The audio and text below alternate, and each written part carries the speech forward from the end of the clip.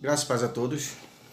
Como todos sabem, a escola ainda não voltou presencialmente e é por meio de vídeos que estamos dando continuidade à Escola Bíblica Dominical. Somos da Igreja de Deus no Brasil, na UR11, Ministério do Bispo Rosivaldo Nascimento e Superintendência da Escola Bíblica do irmão Emerson Carlos. Eu sou Austin Fernando, auxilio também na classe DAN, classe de adultos, e estaremos mais uma vez tratando o livro de Atos, desta feita, capítulo 19.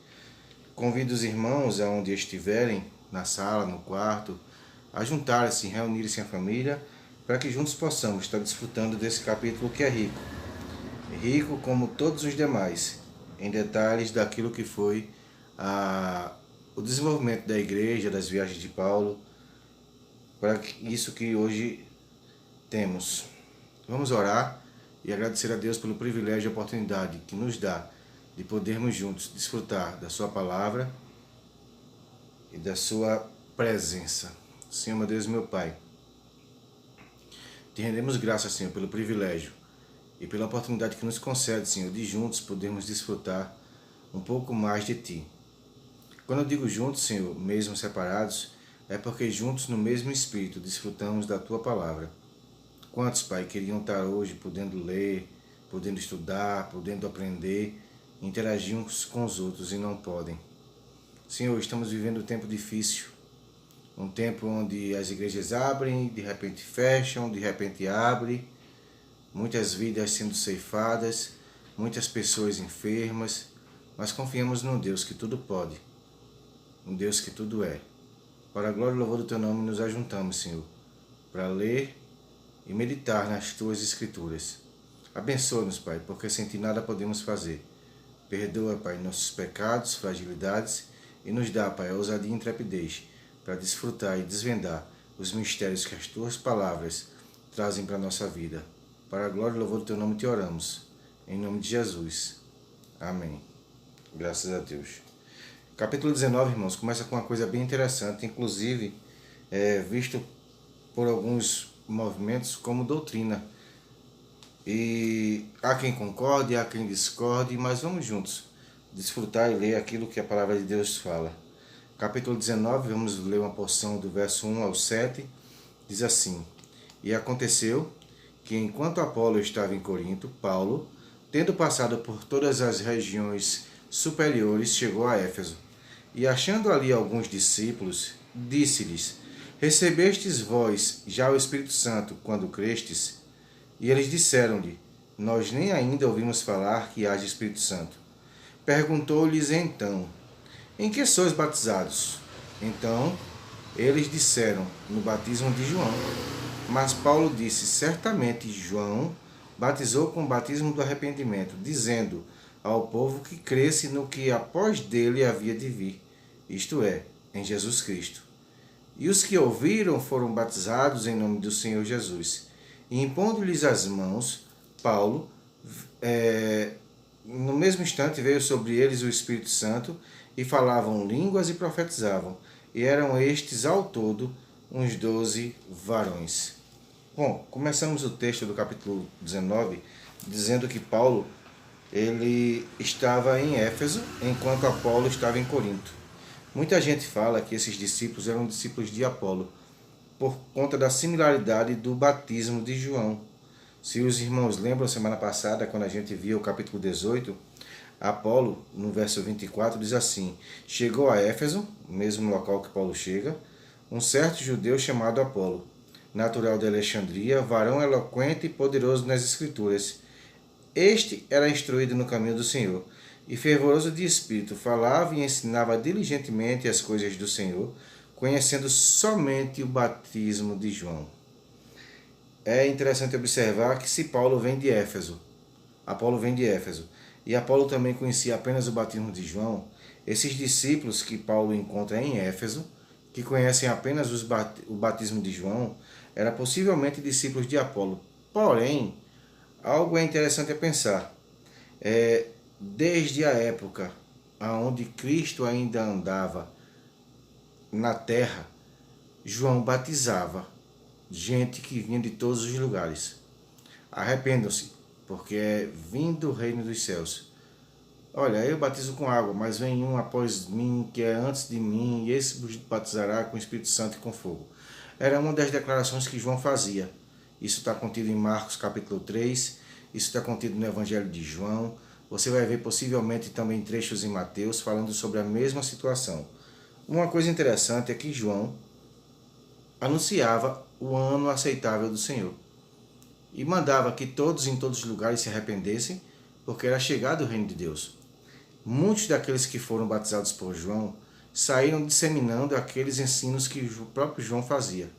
Mas passado algum tempo, o Senhor Jesus reúne os discípulos, faz a promessa do Espírito Santo para eles, diz que fica em Jerusalém, o Senhor é assunto aos céus depois da ressurreição, e aqueles discípulos recebem o Espírito Santo. Isso não parou e não modificou aqueles que de antemão receberam de João a experiência do batismo e saíram apregoando. Vão ensinar em algumas situações que o batismo de João difere do batismo de Cristo, do batismo em nome do Pai, do Filho e do Espírito Santo. E que assim como muitos de nós foi batizado ainda criança, na igreja católica, outros vêm de um ministério para outro, e algumas igrejas exigem o batismo, muitos têm apregoado que existe o rebatismo. O mesmo Paulo vai escrever que é um só Deus, uma só fé, um só Espírito, um só batismo. E o teor da palavra, qual o significado da palavra batismo? A gente, quando professor do discipulado, explicou muito isso, dando exemplos do próprio termo bapto e baptismo, que são dois termos gregos usados para a palavra batismo, aonde a significação deles traz mais luz sobre o próprio termo. A palavra bapto diz que é um vegetal, como exemplo, que foi lavado em água e colocado exposto a bactérias, ao ar. Após um período de tempo, aquele vegetal que foi lavado em água, exposto às bactérias, ele volta a sujar-se, ele volta a ficar impuro. O outro tipo de vegetal, a palavra baptismo, é usado em tipo de azeite, um tipo de óleo quente. Uma vez que um vegetal ele é levado a esse choque térmico de um azeite quente, ele nunca mais voltará à sua posição original. Ou seja, uma vez que esse elemento é levado a esse fervor de óleo, a essa quentura do óleo, ele não volta mais à sua primeira instância, à sua posição original. Quando diz que Paulo, perguntando em que batismo eles tinham sido batizados, diz que foi batizado no batismo de João, simbolicamente, alguns estudiosos entendem que eles foram lavados naquele tipo de batismo, ou levados àquele tipo de batismo, que possivelmente venham a ficar impuros de novo. Ou seja, batismo de arrependimento. Qual o significado disso? Olha, eu me arrependo de quem eu sou, eu quero seguir esse novo caminho e espero um dia conhecer esse que vem depois de ti, João. O livro de João, no capítulo, logo nos primeiros capítulos, vai dizer que João era o último dos profetas. Ou seja, que a lei e os profetas foram até João. Então, dizem que o batismo de João era o batismo judaico, um batismo sem tanta relevância. Depois de João, vem o batismo de Jesus. Mas é interessante pensar que Jesus foi batizado pelo batismo de João. Então, esse tipo de pensamento não há coerência. Se o batismo de João é um e o batismo de Jesus é outro, quando os discípulos de João Batista viram os discípulos de Jesus batizando e foram a ele dizer, olha, os discípulos de Jesus têm batizado muita gente, mais gente inclusive do que nós. João Batista respondeu a eles dizendo, olha, é importante que ele cresça e que eu diminua. O texto vai dizer que o próprio Jesus não batizava, mas seus discípulos. Então, é como se o batismo de João continuasse a vigorar e agora com expansão de mais pessoas batizando. Uma vez que Jesus, também com seus discípulos, favorecia aquela região fazendo esse tipo de batismo, então qual é o batismo de Jesus após sua ressurreição e ascensão? Quer dizer que todos aqueles que foram batizados por Mateus, por João, por Tiago, perderam a validade do seu batismo? Tem que ser batizado novamente? Todos aqueles que foram batizados em João Batista têm que ser batizados novamente? precisamos entender algumas coisas. Primeiro, a convicção do batismo. Se você tem convicção que o batismo, no significado original da palavra, significa transformação, se eu vou ao batistério, se eu vou a uma confissão pública da minha fé e entro na água um pecador enxuto, vou sair um pecador molhado, com as minhas práticas e as minhas realidades do mundo fora de Cristo. A água não tem poder em si mesmo para transformar a minha vida. O verdadeiro batismo ele funciona como uma verdadeira circuncisão, que antes feita por fora, marcava a pele do homem por um sinal para os outros. Em Cristo, a circuncisão, como Paulo explica, é feita no coração. Ela surge de dentro para fora. Esteticamente, o meu corpo não muda, mas a minha vida tem que mudar. Se eu fui lavado em água e estou exposto a esse mundo contaminado, eu vou ser novamente contaminado. E aquele batismo não tem serventia. Mas se eu fui lavado em azeite, o azeite quente, o azeite do Espírito Santo, ele vai causar em mim uma transformação que jamais eu voltarei ao meu estado original. Então, se você observar a questão de Apolo, que conhecia apenas o batismo de João, versículo 26 do capítulo 18, ele vai dar sequência explicando o seguinte: ele começou a falar ousadamente na sinagoga quando o ouviram Priscila e Áquila, discípulos de Paulo, e levaram consigo e lhe declararam mais pontualmente o caminho de Deus, ou seja, deram-lhe detalhes que Cristo prometeu, que foi aos céus, que disse que a igreja não ficaria só, que o Espírito Santo veio, que fez aquele alvoroço no dia de Pentecostes, que continuou fazendo diferença na vida dos discípulos, na vida da igreja. E com isso, verso 27, querendo ele passar a Acaia, o animaram os irmãos e escreveram aos discípulos que o recebessem, o qual, tendo chegado, aproveitou muito aos que pela graça criam, porque com grande poder convencia publicamente os judeus, mostrando pelas Escrituras que Jesus era o Cristo. Uma vez que Paulo ensina a Priscila, ensina a Áquila, tudo aquilo que o próprio Cristo lhe ensinou, eles são multiplicadores da doutrina do Espírito Santo também, referente ao caminho de Jesus. E Apolo, que começa o texto do versículo 24, conhecendo apenas o batismo de João, termina o texto do versículo 28 do capítulo 18, com grande poder, convencendo os judeus que Jesus era o Messias. Falei isso semana passada e vou novamente frisar. O homem tem poder de transformar um homem? O homem tem poder de transformar o outro? Ou é como o próprio evangelista João escreveu no seu evangelho, dizendo que o Espírito Santo, esse, quando vier, convencerá o homem da justiça, do pecado, da justiça e do juízo. Então, não entendam que esse batismo de Paulo foi um novo batismo, um novo discipulado, um rebatismo, como muitos dizem. Ainda que, se fosse, não feria. Porque uma vez que muitos, como eu, fui batizado ainda criança, sem a minha consciência do que significava o batismo, esse batismo não tem, vamos dizer assim, convicção pessoal minha de que estou entregando a minha vida, de que estou fazendo essa confissão pública de fé. Muitos vieram de igrejas e foram batizados por motivos diversos, menos o motivo real do batismo, que é a transformação em Cristo. E assistindo a aula do discipulado, assistindo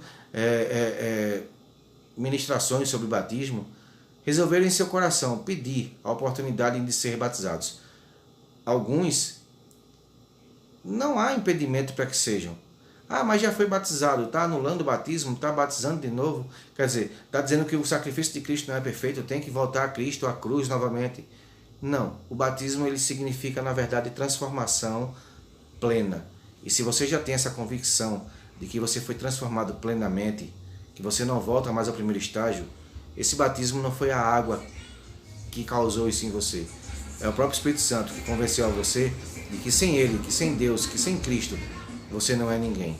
Então, Paulo chega explica tudo aquilo àqueles homens, impõe as mãos e o Espírito Santo vem sobre eles, outorgando, assim como Pedro, na casa de Cornélio, o Espírito dá a condição de que aqueles homens não foram rejeitados, mesmo não sendo batizados na água, receberam os dons do Espírito Santo, e Pedro declara, olha, há quem possa negar água para quem Deus não fez acepção.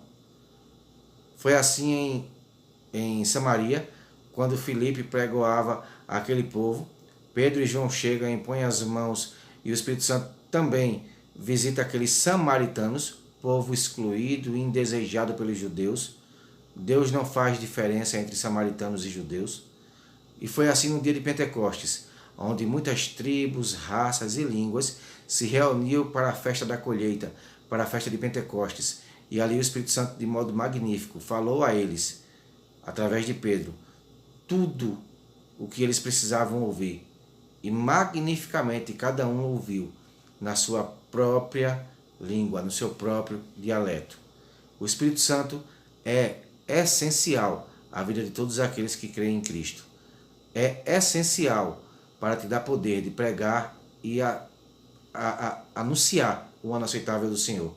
Foi essa promessa que Cristo fez no versículo 8 do primeiro capítulo desse livro. Fiquem até que recebam poder, para que sejam testemunhas em todos os lugares. Se você acha que ainda não tem essa ousadia necessária, peça a Deus. Peça a Deus, busque incessantemente, porque o Espírito Santo, que é o próprio Deus, te dará esse poder e esse revestimento de transformação, que nunca mais voltará a ser quem um dia você foi. Sendo nova criatura, todas as coisas se fazem novas. Seguindo o texto, verso 8 em diante, Paulo, entrando na sinagoga, falou ousadamente por espaço de 3 meses, disputando e persuadindo acerca do reino de Deus. Mas como alguns deles se endurecessem e não obedecessem, falando mal do caminho perante a multidão, retirou-se deles e separou os discípulos, disputando todos os dias na escola de um certo tirano. E durou isto por espaço de 2 anos, de tal maneira que todos os que habitavam na Ásia ouviram a palavra do Senhor Jesus, tanto judeus quanto gregos. E Deus, pelas mãos de Paulo, fazia maravilhas extraordinárias. Outra coisa interessante, o Espírito Santo vem e reveste o homem de poder, para que ele possa pregoar, anunciar e dizer que Jesus salva. O próprio Deus, como a gente viu aqui na palavra, por intermédio de Paulo, fazia prodígios milagrosos e maravilhosamente. Entenda, não era Paulo que fazia com o poder de Deus, era Deus que fazia através das mãos de Paulo. Deus quer e tem prazer em usar todos aqueles que dizem, eis-me aqui, Senhor, usa-me a mim. Seja você também um instrumento usado pelo Senhor para fazer a diferença nessa nação, para fazer a diferença nesse lugar, para fazer a diferença nesse povo que está perdido e sem esperança. O Senhor quer usar você, o Senhor quer dar a você estratégias e poder. Mas a pergunta que eu faço é, eu e você, está disponível ao Senhor? Queremos de fato servir ao nosso Deus, nos disponibilizando para tudo aquilo que Ele precisa de nós? Quem fará maravilhas não é você, não sou eu. É Ele, seja você também um canal no qual Deus possa usar. Verso 12. De sorte que até os lenços e aventais se levavam do seu corpo. Aos enfermos e as enfermidades fugiam deles, e os espíritos malignos saíam. No verso 13, traz um episódio também bem interessante desse capítulo 19. Diz assim, e alguns exorcistas judeus, ambulantes, tentavam invocar o nome do Senhor Jesus sobre os que tinham espírito maligno, dizendo, esconjuro-vos por Jesus, a quem Paulo prega. Os que faziam isto eram 7 filhos de Seva, judeu, principal dos sacerdotes. Respondendo, porém, o espírito maligno disse, conheço a Jesus e bem sei quem é Paulo. Mas, quem são vocês? Respondendo, porém, o espírito disse, conheço a Jesus e bem sei quem é Paulo. Mas, quem são vocês? O mundo espiritual declara que Paulo é conhecido. O mundo espiritual declara que Jesus é conhecido. Lembra da história de Gadara? Atravessaram o mar se revoltou, Jesus dormia. Senhor, não se te dá conta que iremos perecer? O Senhor se levanta, acalma o mar, acalma o vento, e eles chegam a outra margem. Chegando a outra margem, o endemoniado gadareno vem ao encontro deles e pergunta: filho de Davi, que temos nós contigo? Ainda não é chegado o teu tempo. Ou seja, eles conheciam a Jesus. Eles sabiam quem era Jesus. Eles entendiam que ali repousava todo o poder. Quem é você no mundo espiritual? Quem sou eu no mundo espiritual? Nós somos os evangélicos apenas da igreja tal e tal? Ou temos de fato uma vida devota ao Senhor? O Senhor me conhece, o Senhor te conhece? A palavra de Deus diz que o Senhor conhece todos aqueles que são seus. Mas no juízo temerário diz a palavra de Deus que naquele grande dia o Senhor dirá a alguns: apartai-vos, porque não vos conheço. Essa pergunta é válida para mim, mas também para você. Ainda há tempo de ser conhecido do Senhor. O Senhor já conhece você? Você já é conhecido do mundo espiritual? As lutas que têm se levantado contra a tua vida são enfrentadas no ambiente espiritual? O mundo espiritual precisa saber que você tem um dono. Jesus Cristo de Nazaré. Ele te comprou por preço de sangue. Nem ouro nem prata pode pagar aquilo que ele pagou numa cruz. Você é propriedade exclusiva do Senhor. Declare isso ao mundo espiritual, na sua vida, nas suas práticas, nas suas orações, nas suas lutas. O mundo espiritual precisa nos conhecer e saber nossa posição nessa guerra. No verso 13 diz que eles eram exorcistas judeus e tentavam expulsar os demônios em nome do Jesus que Paulo pregava. Disse que eles eram filhos de Seva, um judeu, principal da sinagoga, príncipe da sinagoga, ou líder da sinagoga. Mas muito interessante saber é que eles não tinham reconhecimento de Cristo, eles não criam em Jesus. Eles usavam o nome de Jesus como um amuleto, como um pirlim-pimpim, um alacazão, um abracadabra. Quantos têm feito isso hoje? Quantos têm manifestado tanto poder e tanta autoridade, mas são apenas palavras? Nós precisamos refletir sobre isso. Se eu sou um desses, a hora é essa de mudar. Se eu não tenho um entendimento espiritual, a hora é essa de conquistar. Precisamos entender quem somos nesse mundo espiritual. Não podemos brincar de igreja porque o demônio não brinca de ser demônio. Precisamos levar a sério o Evangelho de Cristo. Ele foi no madeiro, ele foi numa cruz, ele verteu seu sangue por amor a você, por amor a mim. Verso 16 diz que depois que o endemoniado, através da voz do demônio, disse que não conhecia eles, saltando neles o homem que tinha um espírito maligno e assenhorando-se de dois, pôde mais do que eles, de tal maneira que nus e feridos fugiram daquela casa. Daqueles 7 jovens, 2 foram totalmente humilhados, mas possivelmente os 7 apanharam. Os 7 foram afligidos. Mas uma coisa muito interessante é demarcar a nossa posição, saber quem nós somos e aonde estamos. No capítulo 18 da semana passada, a gente viu aquele centurião, aquele príncipe da sinagoga, que creu em Paulo e que foi batizado ele e toda a sua casa. No final do capítulo 18, antes de chegar a essa história de Apolo, a gente viu que ele apanhou, que ele foi espancado por amor a Cristo. O chefe da sinagoga, o príncipe da sinagoga, creu, marcou sua posição e, sabendo do risco, que podia apanhar, que podia entrar em conflito, não titubeou e mostrou quem era diante desse mundo espiritual. Chegou a apanhar, mas ficou firme e interagiu com eles, dizendo quem ele era. O nome dele é Sóstenes, inclusive é meu xará. A gente já falou sobre ele, viu que ele está apresentado com Paulo no primeiro capítulo da Carta aos Coríntios. Mas uma coisa muito interessante é que esses homens, eles usavam o nome de Jesus em vão. Eles não eram propriedade do Senhor Jesus. Precisamos demarcar o nosso território e saber quem somos. Verso 17. E foi isso notório a todos que habitavam em Éfeso, tanto judeus como gregos, e caiu o temor sobre todos eles, e o nome do Senhor Jesus foi engrandecido. Muitos dos que tinham crido vinham confessando publicamente os seus feitos. Também muitos dos que seguiam artes mágicas trouxeram seus livros e queimaram na presença de todos. E feita a conta do seu preço, acharam que montava 50.000 peças de prata.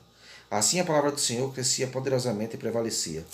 Os versos seguintes vão falar desse templo, de artistas que faziam deuses de prata para uma deusa chamada Diana, que tinha um grande templo na cidade de Éfeso.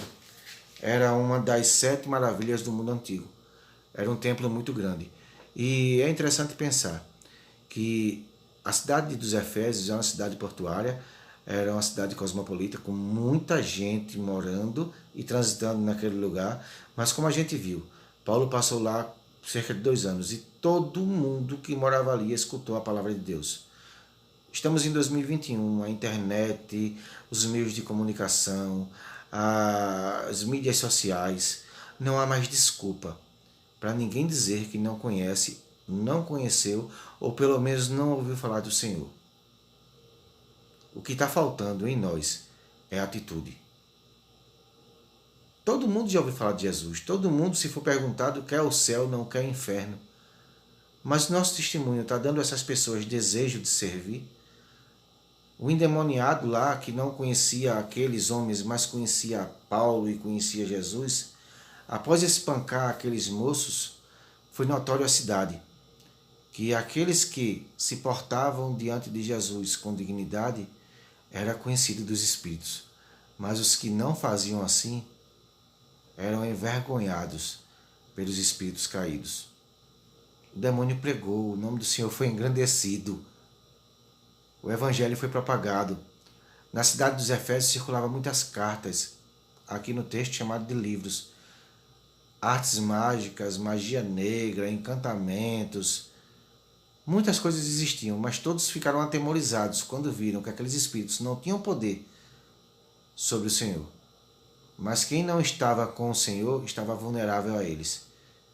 E talvez por medo, por deflagração da notícia, muitos se converteram queimando seus livros, suas cartas de artes mágicas, se rendendo ao Senhor, a ponto de Demétrio, um artista conhecidíssimo na cidade, que fazia estátuas de prata, talvez de ouro, não sei, consagradas a essa deusa Diana, disse que se Paulo continuasse a apregoar aquilo que estava fazendo, o templo possivelmente seria fechado, a deusa Diana seria desconhecida e que todo aquele seu trabalho, que rendia e rendia bastante, cairia por terra.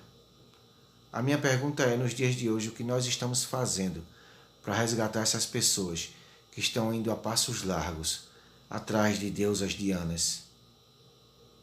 Dianas da imoralidade, Dianas da prostituição, Dianas do egoísmo, Dianas da ganância, Dianas da idolatria, Dianas da feitiçaria, Dianas do ateísmo, Dianas de tantas e tantas coisas.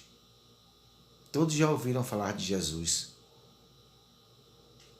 Se até o mundo espiritual conhece Jesus, não há mais ninguém para ser anunciado Jesus. Nós precisamos ter vida no altar, para que essas pessoas possam ser convencidas que servir a Jesus faz toda a diferença. Eu conheço o Deus de Paulo, eu conheço esse Jesus, mas vocês, quem são? Quem somos nós? Fica a pergunta para que você possa refletir, para que você possa ir adiante, receber poder do Espírito Santo para ser testemunha. Se já tem, se reforçar. Se não tem, a hora de buscar é essa, porque precisamos marcar a diferença, precisamos marcar esse tempo. O mundo é mau, é caído, e as coisas cada vez mais estão mais difíceis. Já conhece a Jesus? Precisam conhecer a mim e a você. Porque se os espíritos imundos conhecerem a nós, acontecerá o que o próprio Jesus disse. As portas do inferno não vão prevalecer e nós vamos avançar dia após dia. Deus abençoe sua casa, seu lar, sua família. Espero ter ajudado você. Que nessa semana que vem você reflita sobre isso. Põe em prática a busca, o desejo de servir ao Senhor, de ser conhecido de homens, de ser conhecido do próprio Deus e dos espíritos, desse mundo espiritual. Todos precisam saber que você foi alguém transformado pelo azeite do Espírito Santo, que você não mudará jamais para a sua forma antiga. Deus abençoe sua casa. Senhor, meu Deus, meu Pai, te rendemos graça pelo privilégio, Senhor. Abençoa o ouvinte, Pai, e o interessado, Pai, neste assunto. Que ele possa, Pai, receber de Ti o desejo e a vontade de buscar dia após dia o conhecimento da Tua Palavra e o poder do Teu Espírito. Fortalece, Pai, para que ele possa ser testemunha, tanto na sua casa quanto na sua rua, até os confins da terra, vivendo, Senhor. E todas as vezes que precisar, somente quando precisar, ele fala do Teu amor. Mas que no demais a sua vida seja uma pregação. É o que te pedimos e te agradecemos no nome de Jesus. Amém. Deus abençoe, boa semana, até semana que vem, assim Deus permitindo. Será com o professor Emerson e ele vai tratar do capítulo 20, a primeira ceia e os demais assuntos que ali fazem parte. Deus abençoe você.